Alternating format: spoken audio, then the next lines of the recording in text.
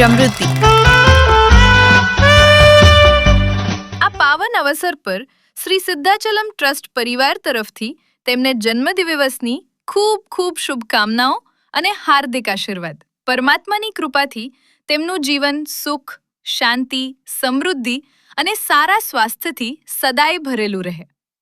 જમૃતિ, તમને જન્મદિવસની ખૂબ ખૂબ શુભકામનાઓ। જો આ વિડીયો તમને પસંદ આવ્યો હોય તો જરૂરથી લાઈક કરો, શેર કરો અને તમારા પરિવારજનો તથા મિત્રો સુધી પહોંચાડો।